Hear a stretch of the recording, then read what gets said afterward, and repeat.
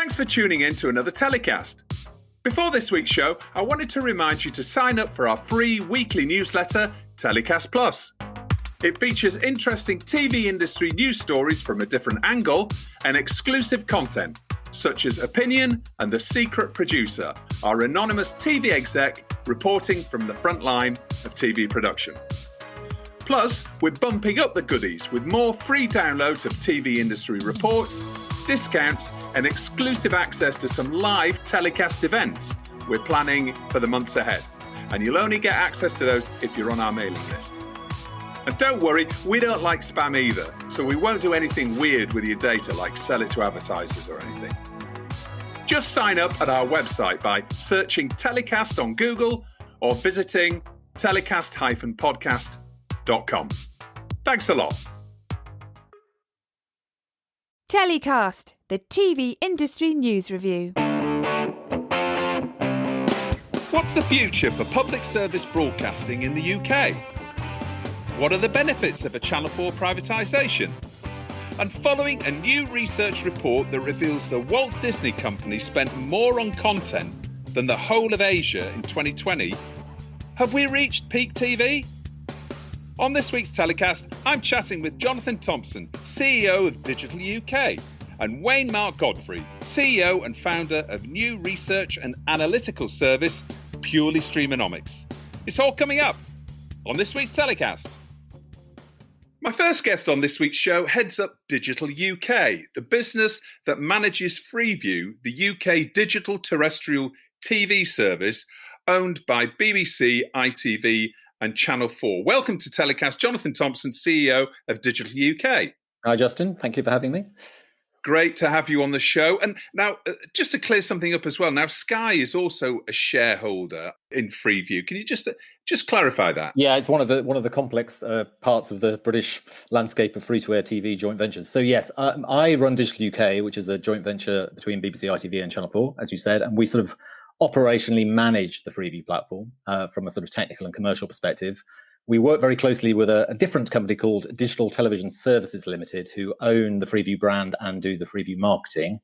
And they have the same shareholders as me, BBC, ITV and Channel 4, but also Sky as a shareholder, who were a shareholder when Freeview was founded back in 2002. So we are technically two different companies. We work in partnership very closely. But yes, the Freeview brand and marketing is led by a different company that I don't control or run, but we work very closely together. So hopefully that clarifies. It's not the most straightforward explanation, but hopefully that all makes sense. No, it does. And obviously a business with lots of, very powerful and very influential and key stakeholders within the TV broadcasting landscape. Now, for those who aren't aware of Freeview, perhaps our listeners from outside the UK may not be so familiar with the brand. Can you just briefly explain what Freeview is and how long it's been around and how you can access it? Yeah, of course. Freeview as a service launched in 2002, so we're coming up to almost 20 years old. Initially, it was digital TV over the air. So it replaced the traditional kind of analog terrestrial delivery of television with digital terrestrial television as part of the national program of digital switchover, which feels like a lifetime ago. It was back completed in 2012. So Freeview has always been about free-to-air television, but we have evolved the service over time. So originally it was around free-to-air TV over the air. What we've done in more recent years is evolve the proposition into a hybrid proposition. So what we offer is the best of over-the-air linear channels, but also on-demand content, particularly from the public service broadcasters, but also a range of other content partners as well. I think the key principles of Freeview in terms of what it stands for are really three things. One is simplicity. We try to make it an easy-to-use service, very user-friendly for our viewers. The second is universality, so it's available to everyone for free once you bought a TV or set-top box to receive it. And the third principle is the key one for us in a way, which is partnership. So the service is run in partnership with lots of other players. We particularly work with TV manufacturers, so the Freeview service is made available to lots of smart TV operators and also set-top box operators. And we work with them in partnership. So they will make the TVs and sell them, but we ensure that the Freeview service, both on demand and over the air, works on those devices And we work together in terms of how those channels and on-demand services are made available on their device within their UI. So it's a model based on the principle of partnership, working with lots of manufacturers and other partners across the industry. But fundamentally, we're about great free-to-air television, whether it's over the air or over the internet. That's our kind of primary goal. And those smart TVs obviously are really key gateway, really, nowadays to accessing services such as Netflix, Amazon, and Freeview, and lots of others. Your stakeholders are public service broadcasters, and it appears to me that we're approaching a real watershed moment for two of the UK's public service broadcasters, namely the BBC and also Channel 4, which the government has announced its intention to sell. Britain has long been held up as a leader in public service broadcasting. The government clearly doesn't think Britain's public service broadcasters are fit for purpose in their current state. Have they got it wrong? A very good and leading question. I mean, I suppose to take a step back, I think you're absolutely right that we have a rich and vibrant TV ecology in this country, and I think we should be very proud of it. And I think it's made up of lots of different things. One part is the strength of the public service broadcasting system. That's both the kind of the model of public service broadcasting and the individual institutions and what they offer in terms of free content, original British content, and breadth and diversity of their output. But clearly, we also benefit from a very vibrant commercial market. And we've seen, obviously, Sky and lots of other commercial players, and increasingly Netflix and Amazon in more recent years. So I think we have a very healthy ecology in this country, but I think public service broadcasting has always been at the heart of it. You're absolutely right that the landscape is clearly changing very, very fast. And I think the big trend that we see is TV has for a long time been kind of a national industry. It's been largely defined by national players, but that is fundamentally changing. The nature of TV that we enjoy and that we watch and the way in which we watch it is being increasingly shaped by international players. And most of those, based in Silicon Valley, and we kind of know who all those are. And that's not necessarily a bad thing, but I think the question it raises to the point you kind of started with here is, I think the first question we need to ask ourselves as a nation is, do we continue to want public service broadcasting as an outcome, as an intervention in the marketplace? And I think what's interesting about that question, and we sort of touched on this in our Outside the Box event earlier in the year, is that actually pretty much everyone agrees that public service broadcasting is a good thing and we want to protect it.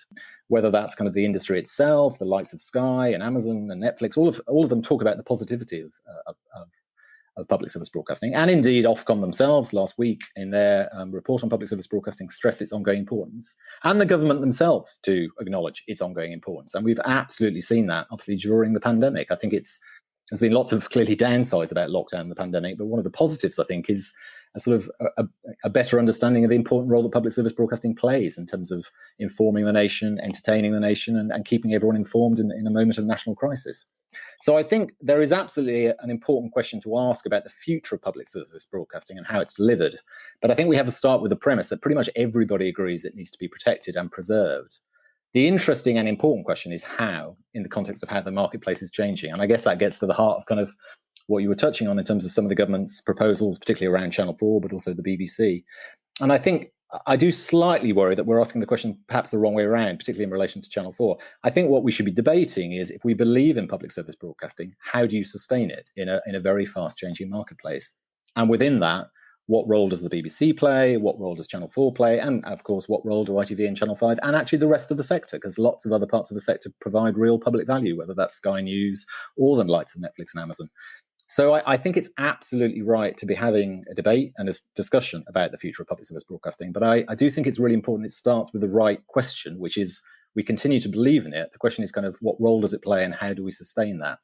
And if I were to, I'm not going to get too overtly political, but I think I do slightly worry we're sort of leaping to very specific questions about the privatisation of Channel 4, for example, without really doing the kind of the thinking that needs to come ahead of that, which is, what's the ongoing role of the system as a whole and the specific institutions within that, recognizing that a lot of it works really well. We have a great TV landscape in this country that people really value. And I think there's a danger of sort of unpicking the ecology without fully understanding the consequences of what you're doing. So yeah, sorry, that's a long answer to your question, but I think a debate about it, the future role of public service broadcasting and how that's sustained, is absolutely right. But I think we need to do that in the right order. I mean, the Channel 4 privatisation seemed to come out of nowhere. I guess if you're close to it, it's probably been bubbling on for a while, particularly once this particular administration was voted in. But the government currently saying that Channel 4 is vulnerable to fluctuations in the advertising market. Now, that's presumably, came to the fore in lockdown 1 when the whole of the country's advertisers and international advertisers stopped advertising. And we saw some really scary figures about a drop-off in advertising, which seemed to me crazy because it's like, well, if you've got money, spend it at the time that nobody else is. It's going to be cheaper. But there we are. That's another thing. So that there was obviously a disastrous dropout in the advertising market. But Channel 4, it looks like it's recovered incredibly well and seems to be, come out about even in terms of financially through its advertising. But the assumption is, therefore, that Channel 4 can't stand on its own 2 feet financially, and the government's really looking to focus its public spending elsewhere. That surely is the assumption that you make. Well, it's difficult for me to comment on in terms of what the specific sort of thinking lies behind the government's kind of work on Channel 4. I suppose a couple of observations I would make. I mean, I should sort of hold my hands up. I worked at Channel 4 for 10 years from 98 to 2008. So sort of I had 10 years working for the organisation. And it's an organisation that, has a sort of really strong place in my heart because I think it plays a vital role in the ecology. I think the interesting thing about, first of all, privatisation is it's an issue that's arisen with regard to Channel 4 several times over its life. And every time it's been looked at, the conclusion has been reached that privatisation is not the right model. And that's happened several times over the last 3 to 4 decades. But it keeps arising. I think your point on the advertising market is interesting. I mean, Channel 4 is perhaps more than the other public service broadcasters relatively dependent on TV advertising. I don't think that's a particularly big secret. That's kind of at the heart of its model, given it's a publisher broadcaster.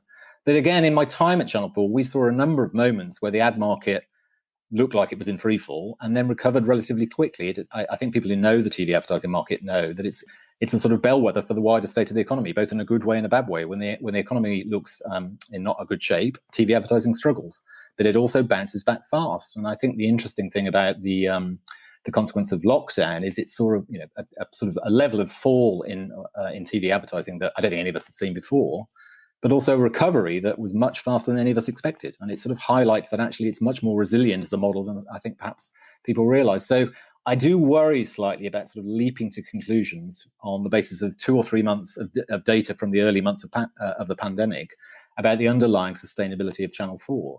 As I say, I mean, I think ultimately it's for the Channel 4 management team to set out their views about the sustainability of the model. But I don't think it's right to go, because of a challenge in the ad market, it's suddenly the right moment to privatise Channel 4. I think the right question to ask is, what's the role of public service broadcasting in this country more generally?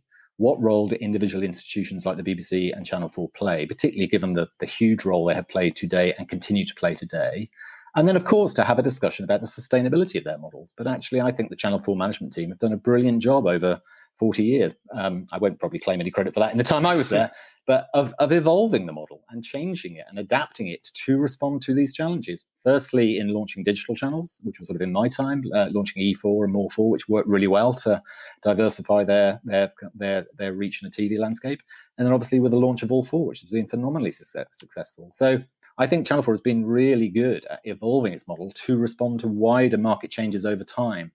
But I would worry about sort of, as I say, sort of a knee-jerk reaction to very unique events in the sort of spring of last year, which actually most of the evidence suggests there's been a really healthy bounce back in the ad market.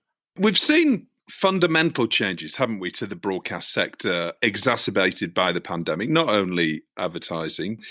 And we've really seen the rise of the SVOD. Yeah. Really the start of the streaming wars, if you like, that we're starting to see now. And this, a lot of aggressive takeover and mergers and acquisitions activity. How do public service broadcasters fit into this new landscape that we're seeing now? And how do they stay relevant? I think that's absolutely the right question to be asking. I think it's worth, first of all, starting in terms of what are the kind of enduring characteristics of what public service broadcasters are there to do is probably the right place to start. For me, there's a kind of lengthy list, but I think there's a set of kind of characteristics that do endure. The first of which is about, I mean, I would say this as the person who kind of runs through to ITV and in Freeview, is kind of the importance of free and universality, that everybody in this country continues to have access to TV for free, regardless of their ability or willingness to pay. That's always been a core characteristic of our marketplace. And I think that is one that matters and endures. The other big role, clearly, is in their ability to sort of, I mean, I would describe it as kind of to make programs that are reflecting and representing British life, the British culture, British ecology, how British society works, which is not to say that Netflix and Amazon and other players don't make brilliant TV programs, But fundamentally, Amazon and Netflix are about making TV programs once for a global marketplace. And the UK's public service broadcasters are about making TV for UK viewers and making TV for the full range and diversity of UK viewers, regardless of kind of where they live or who they are or what their perspectives are on the world. Now, there's always room for improvement in terms of how they do that. And I think there are important steps that public service broadcasters are taking in terms of ensuring their ongoing relevance. I mean, I think in particular, I think collaboration, working more together in terms of how their content is discovered and found in a more complex TV world is part of kind of the Freeview story.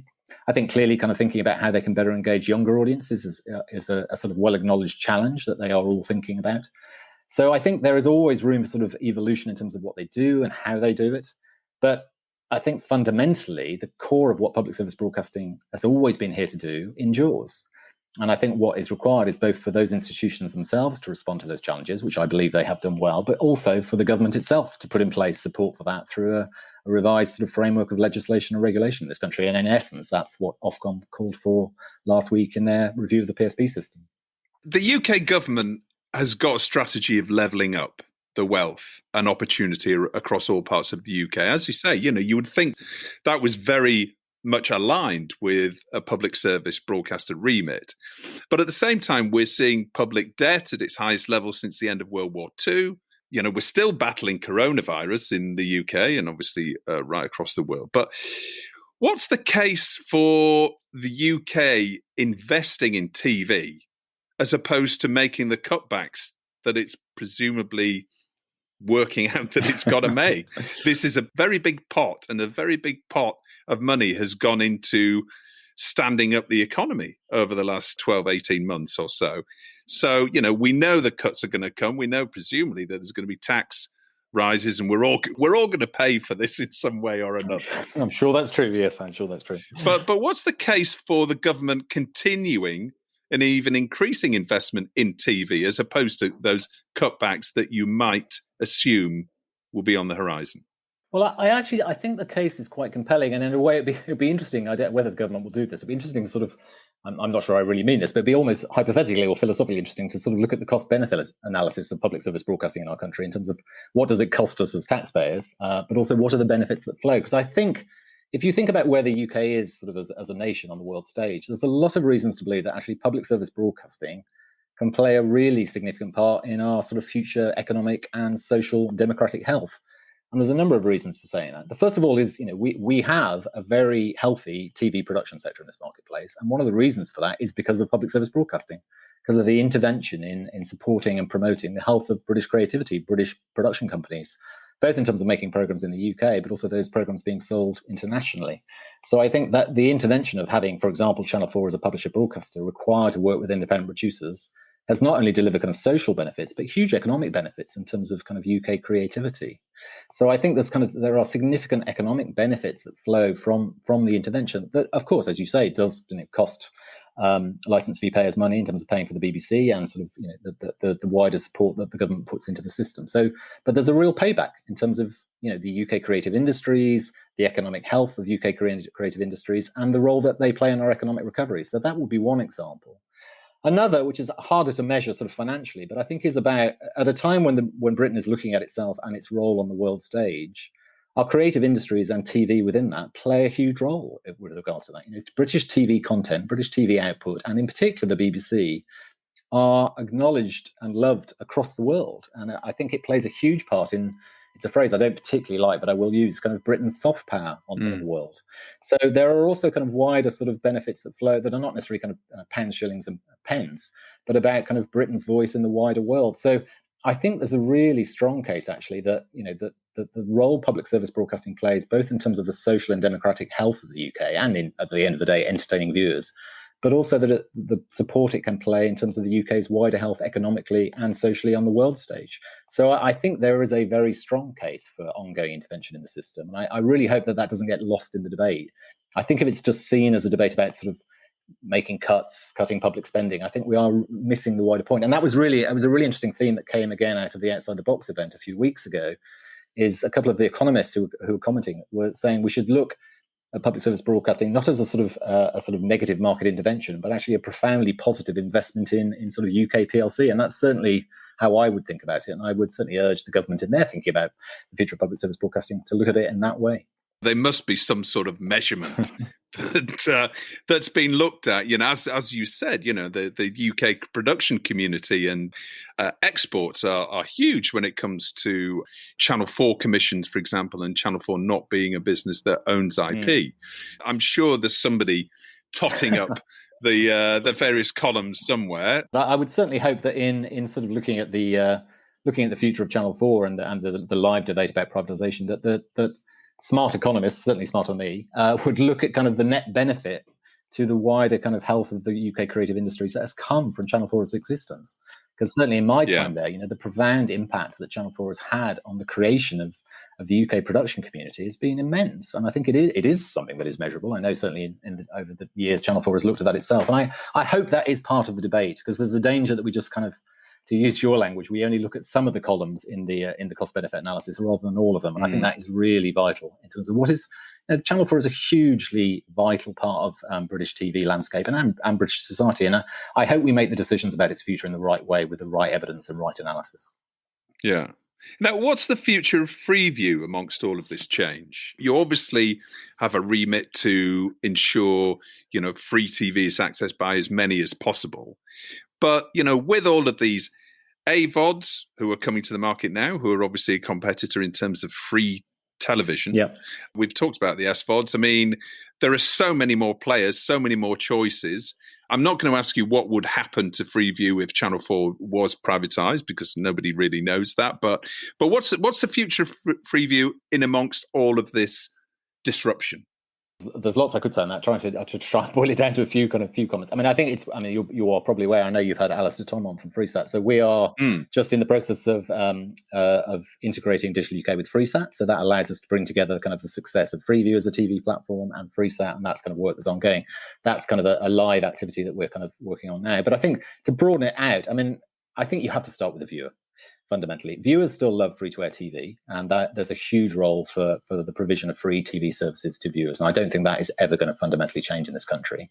Clearly, the ways in which people are watching television are changing. And I think the role that we can play, it goes back to something I said a little earlier about how the public service broadcasters respond to the changing landscape. I think the opportunity for us as a vehicle owned by the public service broadcasters is to think about how we can make it easier for viewers to find their channels and increasingly their content on demand. And clearly there is a slow but inevitable migration of people watching TV over the internet. I think we've got many, many years of TV over the air still ahead of us. But as the ways in which people watch TV change, as they move more to kind of a internet delivered on demand model, the ways in which the public service broadcasters can work together through vehicles like Digital UK and Freesat, and obviously that will now be one, in terms of thinking about how that content is discovered, how it's presented, and how it's made as easy to watch as the likes of Netflix and Amazon are able to do it at a global level. So I think there's a really rosy future for free-to-air TV in this country, but it definitely needs to evolve, and it probably needs to evolve a little bit faster because the nature of the organisations we are working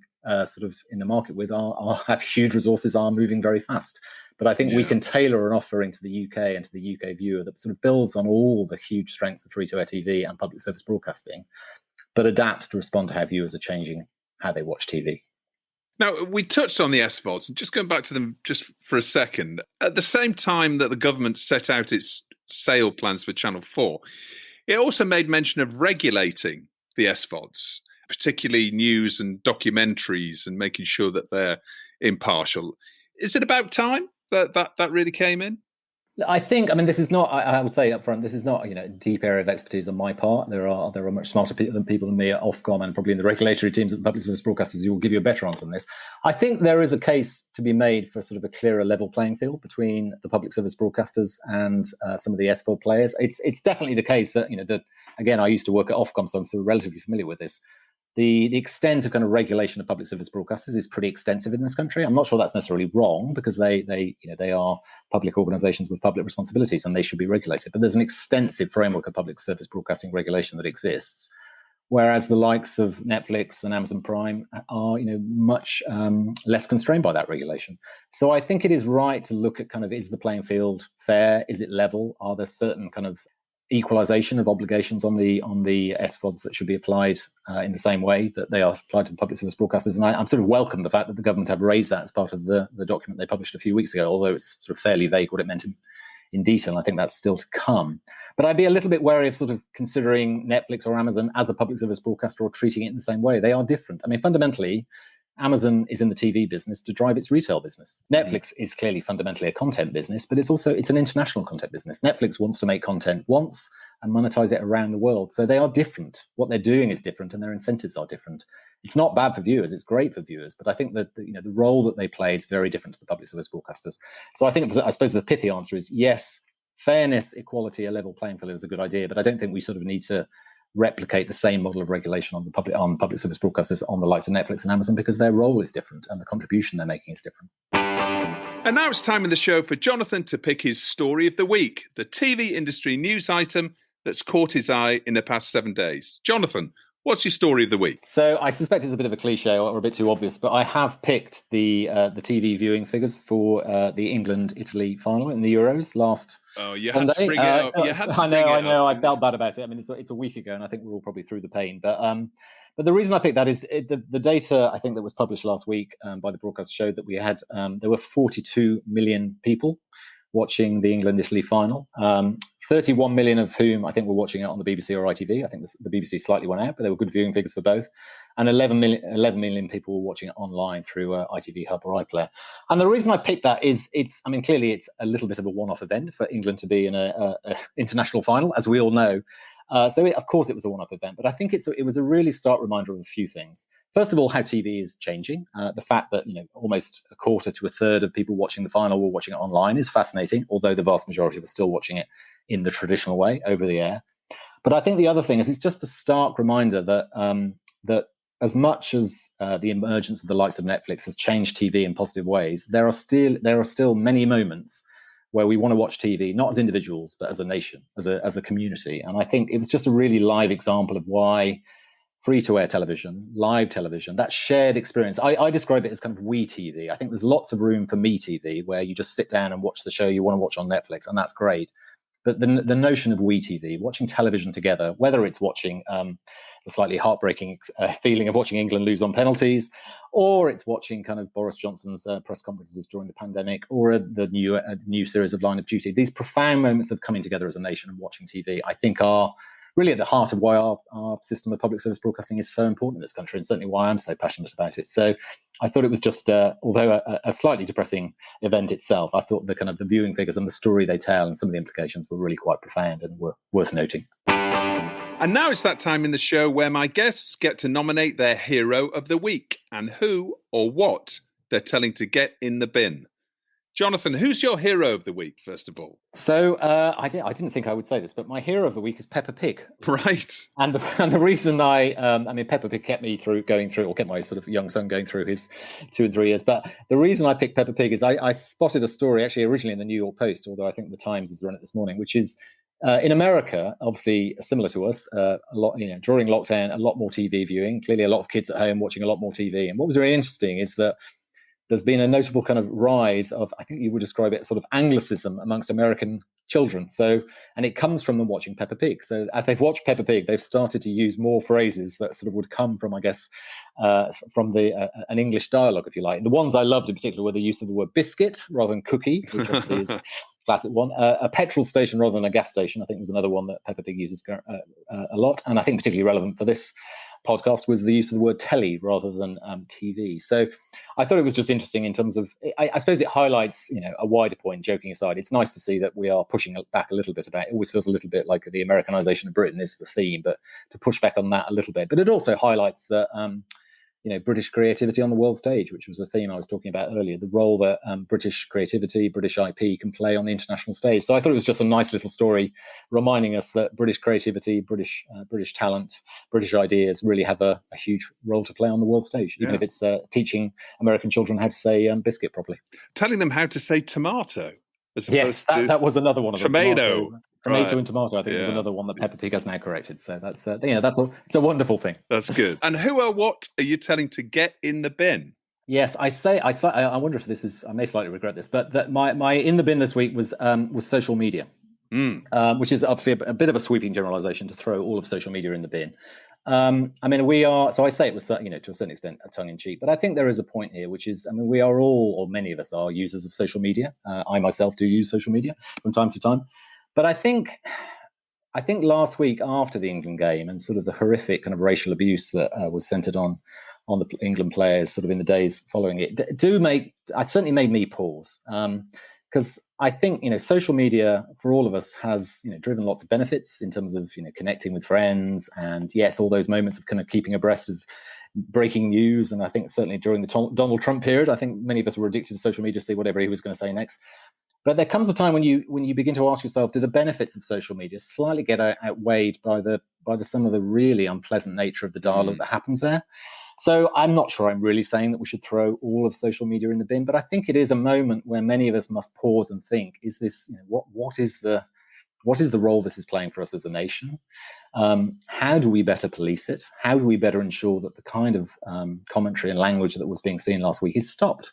And I think I saw Melanie Dawes from Ofcom was talking about this yesterday, but I think it is a moment to sort of, we have to see last week, and actually to be honest, several events over the last 6 to 12 months, as a moment to really rethink the role that social media plays in this country and to ensure that it can contribute positively, but we just completely get rid of the negativity that sort of it has created in sort of parts of the dark parts of social media. So I don't think I want to throw all of social media in the bin, but I think it was a week that certainly made me pause and think, to what extent do I want to be part of this when you see some of the commentary and comment that was there? So sorry to end on a slightly somber note, but it definitely was a moment that made me pause and think, do I really want to be part of this when you see some of the commentary that was made? I think that the time has come for them, a lot of these social media businesses, to step up now and really, take the responsibility that comes with their platform. I know this is something that's been in the news for a long time, but you're right, particularly in the UK, when we saw, 3 of our players get racially abused so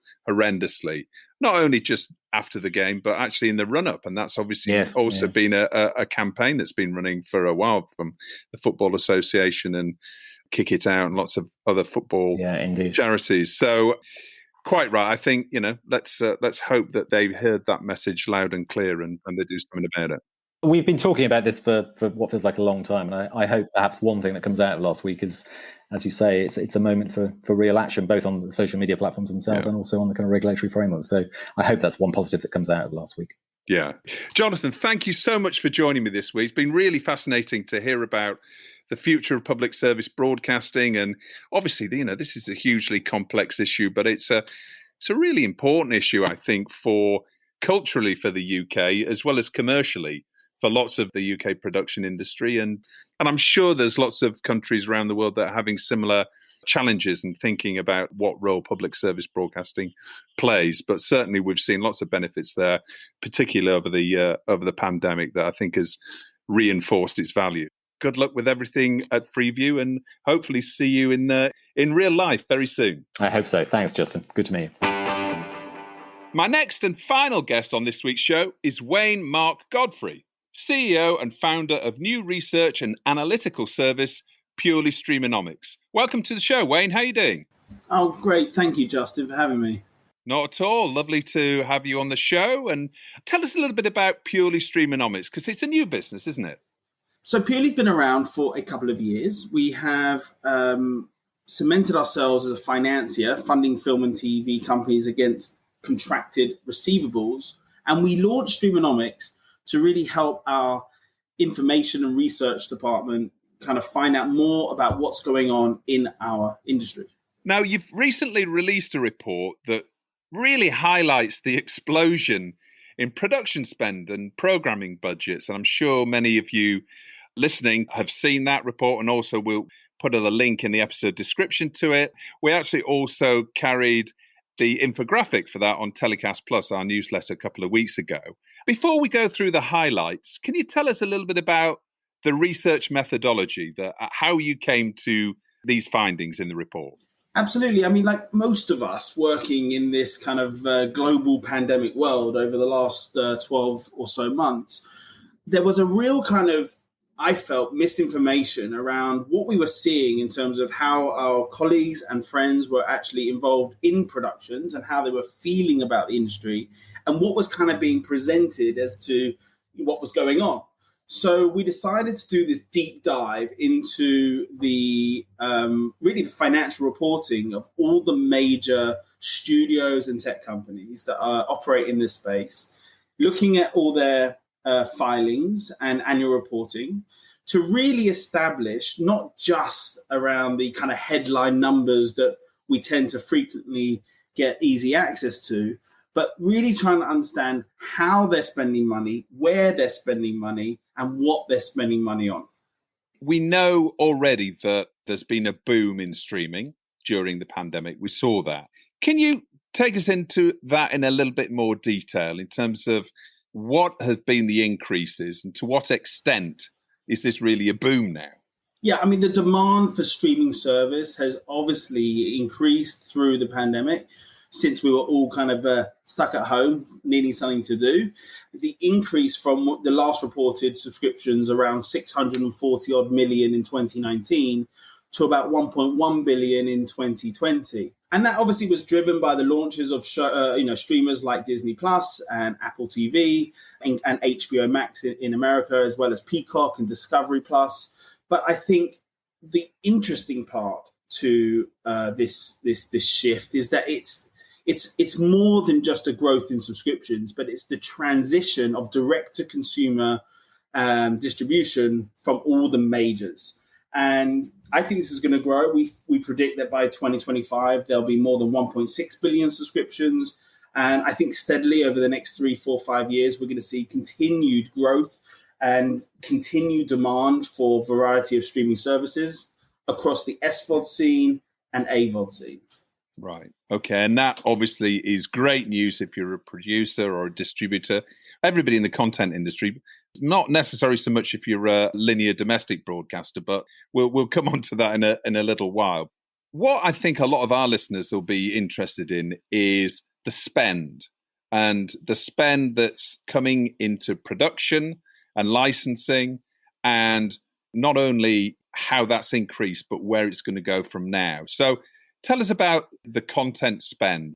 Where are we at the moment in terms of the amount of money, which is, I know it's going to be a massive number, but the amount of money that's been spent globally on entertainment content? So global film and TV spending in 2020 rose by about 15-16% to 220 billion against 289 billion in 2019. And this has, most interestingly, probably for your listeners, is that based on the SEC filings of all the major companies, the majority of that spend, 144 billion of the 220, was against direct spending or indirect funding through licensing and co-financing of indie content. So unlike, Disney producing a new Marvel TV series or studios producing kind of, their own content, indie spend increased significantly. And I think that's significantly important to distributors and producers globally. And as you can imagine, the majority of that spend is coming out of the US and being spent internationally. But we kind of looked at this on the basis, where's the money coming from? And as you would imagine, US and Canada have the most spend. That doesn't mean that it's not spread out all over the world and how they're spending and where they're commissioning content. But Europe as well also rose by about 12% to 32 billion in 2020. So as more platforms enter the streaming market and more demand from audiences, the spend globally increased and initially pretty much in every market also rose.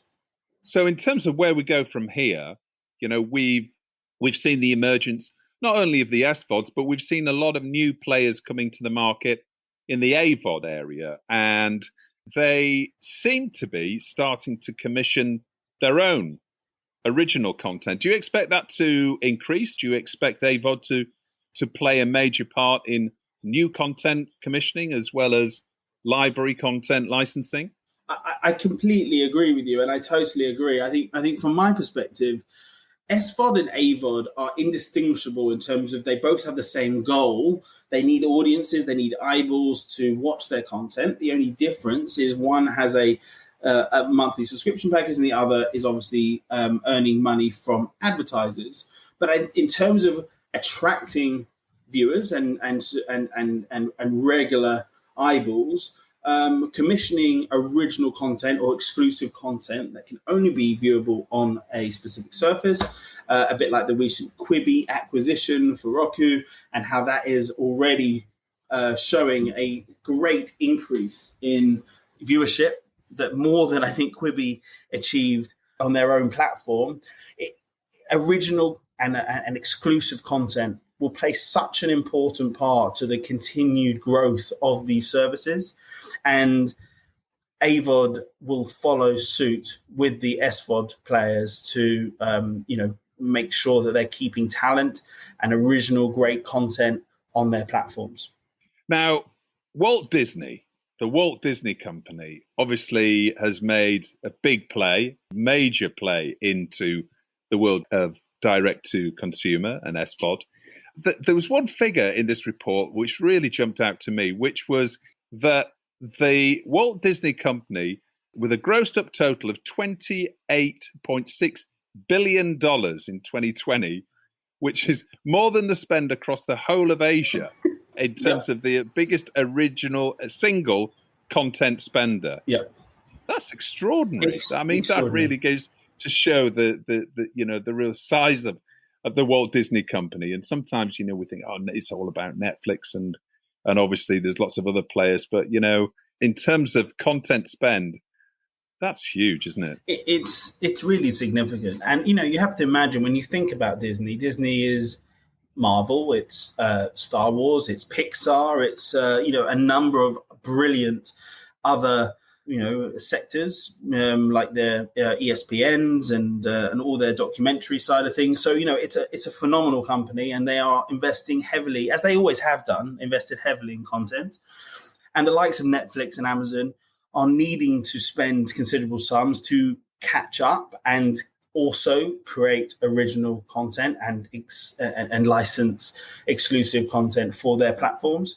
I think Warner Discovery is also a mammoth number, as the combined new entity will be around 20 billion as well. So we're talking massive numbers of annual spend on content. This is exactly where our research was really originating from. We sat around and thought, wait a second, people are saying that nothing's happening in this pandemic, and we're all sitting on our hands waiting for a vaccine or insurance or being able to shoot. And then yet the numbers show that actually spend went up 15-60% on the previous year and will continue to grow in 2021. So that's what I think is fascinating by looking at the filings. We're talking about the major Hollywood studios. We know they're massive. You know, they've got pots of cash and they're spending it on some, incredible in-house productions. They're also commissioning as well. But in terms of independent producers, where are the opportunities going to lie going forward for indies who are looking to get a slice of this pie? Indies have always found a way to create, original ideas, finding great talent, and produce stuff that is really more efficient and more cost effective than sometimes the studios and the majors are able to. And I think when we look back at the great independent TV shows of yesteryear and how they were originated and the talent behind them, I think there's no difference in terms of the originating new ideas and products. It's always going to come story first and coming up with the great ideas that deserve a place on our television screens or cinema screens or streaming services.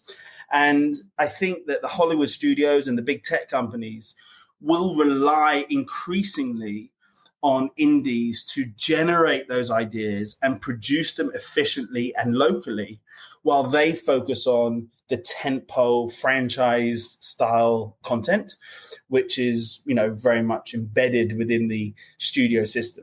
Up until the pandemic, we saw really, what many people were thinking, it's the new drama gold rush, and drama had become massive. Scripted was really the place to be. Unscripted was still very strong and spending was going up, but drama spending seemed to be really on everybody's lips. And And, you know, a lot of people were saying, is this it? Is this the gold rush? Is this peak TV? Have we reached peak TV? Now, that was 2 years ago, pre-pandemic. Have we now reached peak TV? I think we're nowhere near it.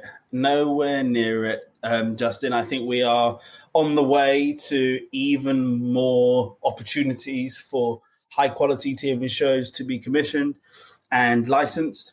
I think budgets are continuing to rise, and I appreciate that is on the top tier programs, such as, you know, the Lord of the Rings and the WandaVisions of the world. But increasingly, there's going to be more opportunity for those high-profile, high-end dramas with world-class talent, because, as we just discussed, the streamers, the AVOD players, the broadcasters need to carve out that you know, that cooler water cooler moment and that opportunity to be the standout of the pack. And if you only look at the nominations that came out a few days ago, and the ongoing competitive kind of TV arena for these awards, it's amazing to see how the landscape continues to become a battleground for this high-end content and this quality content of television. I think it's only going to continue. I think we're nowhere near peak TV. All right. Well, that's good news to everybody listening. I'm sure that's what we need. We need a proper gold rush to help us accelerate out of this pandemic. Wayne, what would be your advice to a producer in terms of, you know, where you focus your business? Is it on linear TV, or is it, I think I probably know what you're going to say here. Is it on linear TV, or is it focusing on the SVODs? Or, you know, if you had an indie right now of your own, where would you be focusing your sales pitches, and what sort of development would you be looking at? I think, firstly, I would always say is my development, we focus on the stories or the ideas and less about the buyer. And then I would try and find the right buyer for the show or content. So my focus would be on content development and finding the best talent and stories to tell, and then trying to marry that up. So it's staying true, isn't it? It's staying true to actually what you want to make, and then find the buyer for that, rather than saying... Yeah, don't let the cart push the horse, right? And at the end of the day, there's a plethora of buyers, and the streamers have opened up another route to market, and they are paying well. And it's obviously a very attractive commercial proposition to license or get commissions from the big streamers. But, you know, you're not going to discount a BBC or an ITV or indeed any other international broadcaster in linear world if it makes commercial sense and if it makes the right kind of home for the show. I agree that you know, different programs will fit in different arenas better, and but I really feel it should be the program guiding the right home, as opposed to just trying to, you know, kind of square peg round hole something into something that doesn't necessarily fit. So stay true to yourself, make the best shows that you can, and develop the best shows that you can, and they'll find a buyer. Yeah, I think you know, the quality always rises to the top, and it doesn't matter whether it's in unscripted, scripted, you know, the same in TV and film world. If it's good and if it deserves to be made and there's a home for it, there will be a home that's found. Well, it's a fascinating report, this, Wayne. Thank you for sharing it with us. We'll put a link in the episode description so you can go and download it, and we'll probably put another one of your great infographics on our TellyCast Plus newsletter this week as well. So it's, you know, it's really interesting stuff to look at. And I just add, Justin, just that as part of the research, what we do provide as Purely is acceleration of long dated receivables. So if you're you know, lucky enough to license or show to the streamers or broadcasters, and you're given this long dated payment over 2 to 3 years, Purely's there to help accelerate and crystallize that revenue on day one. And now it's time for Wayne to pick his story of the week, the TV industry news item that's caught his eye in the past 7 days. Wayne, what's your story of the week? To me, it's privatisation of Channel 4, which has really caught my eye. Mm-hmm. Obviously, with this disruption of the streaming giants that we've been talking about just before, that has altering the broadcast landscape. The idea of privatising Channel 4 has reared its head again. I think it's a super interesting conversation. On one hand, having a public service broadcaster who has a remit to serve younger viewers and invest and champion in British content, also following, a very important kind of standard around impartiality and accuracy around, documentaries and news content is super important. And in my view, really important from, ensuring that we have a diverse and free broadcasting landscape. However, a profit-orientated buyer may be able to really inject a lifeblood into a public service broadcaster that currently sits to compete in this new world. So I think it's a super interesting subject. I tend to keep kind of flip-flopping on which way I sit, where I land, although I'm leaning more to keeping it independent and, and not privatise it. I don't think the benefits or the opportunities for privatising Channel 4 have really been explored, or certainly I don't think the government has necessarily discussed them in any great detail so far. What would you see the benefits being? Because I think one of the reasons why, as we were talking earlier on with Jonathan, we were talking about, maybe it's giving access to new technology, investment.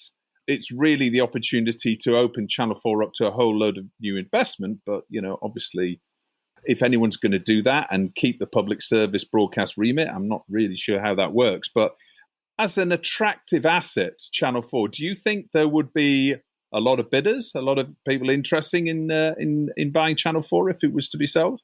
Well, I mean, I think that comes down to price and what it's being asked, what the ask is, and where it's positioned. I think if you're having to acquire Channel 4 and maintain the remit, and I don't know necessarily how you legislate for that in a privatized world, but in those remits, yes, there's always an opportunity there, and potentially we know that there is conversations that actually the existing streamers, the Netflixes and the Amazons, are maybe going to have some rules or processes put on them to ensure they have certain remits around addressing things like impartiality and accuracy, and maybe even making sure that they serve UK viewers and UK constituents as much as possible. So I think the landscape could change, but certainly the global budgets, like we were talking about earlier,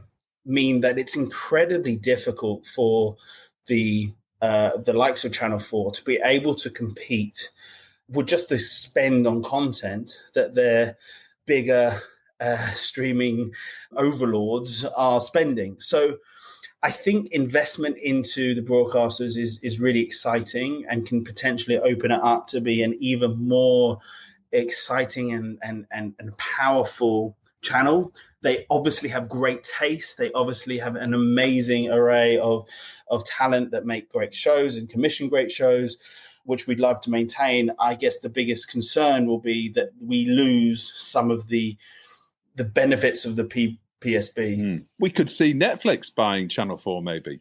I mean, you'd have to ask why. Why would they need to? I mean, they could just commission a bunch of shows from the similar sorts of indie film or TV producers and benefit in the same way. I mean, what's the benefit of having a linear channel if you are Netflix? I mean, I don't know how that necessarily grows their business. I mean, we've always really looked at when things look like you should go right, they tend to go left.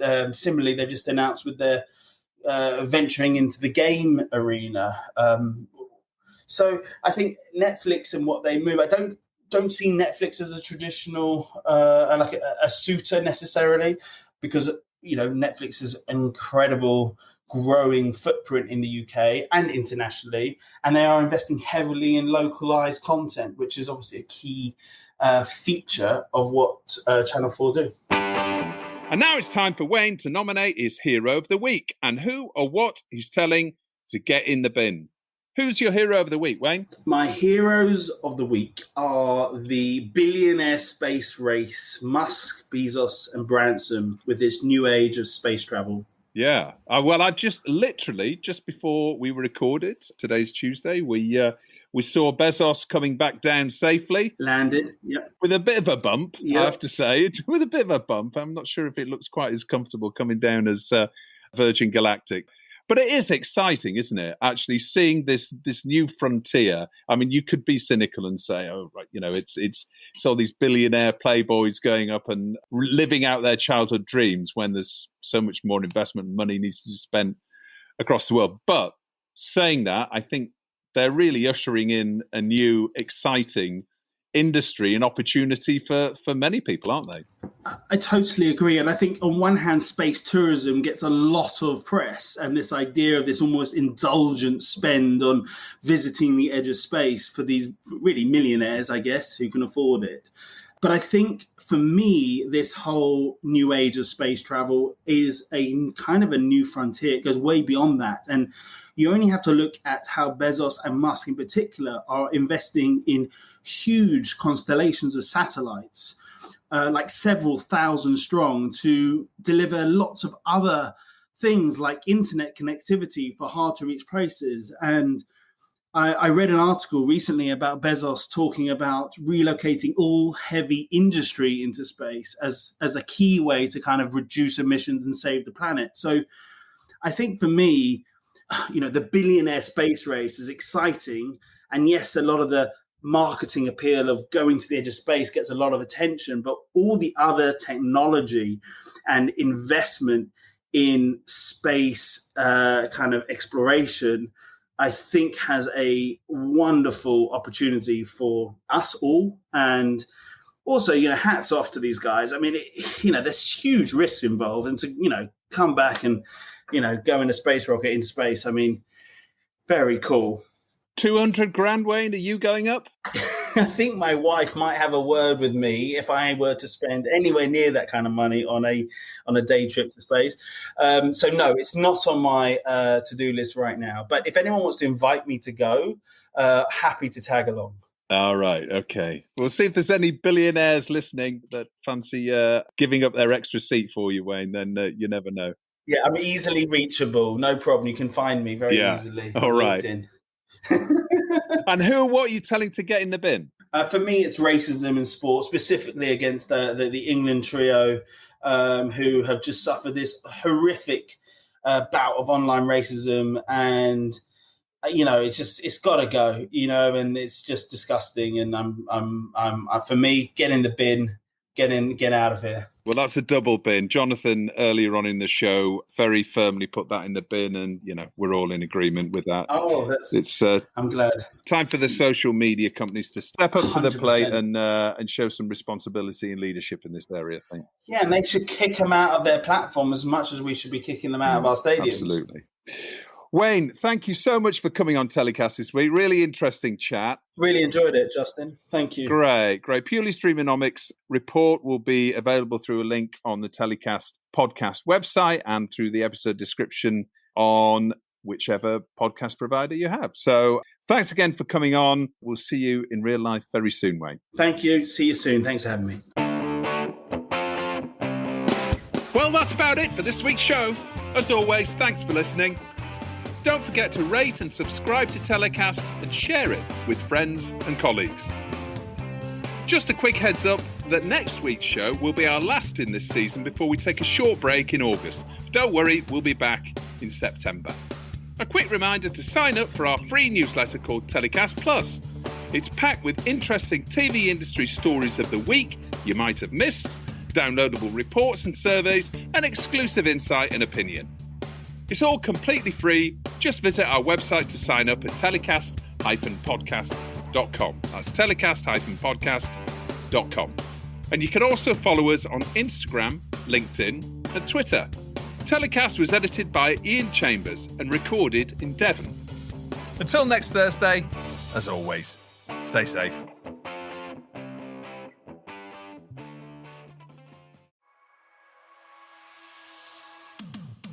Thanks for listening to another TellyCast.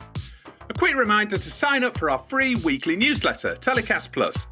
It features interesting TV news stories from a different angle and exclusive content, such as Opinion and The Secret Producer, our anonymous TV exec reporting from the front line of TV production. Plus, we're bumping up the goodies with more free downloads of TV industry reports, discounts, and exclusive access to some live telecast events we're planning for the months ahead. And you'll only get access to those if you're on our mailing list. And don't worry, we don't like spam either, so we won't do anything weird with your data like sell it on to advertisers or anything. Just sign up at our website by searching TellyCast on Google or visiting telecast-podcast.com. Thanks a lot.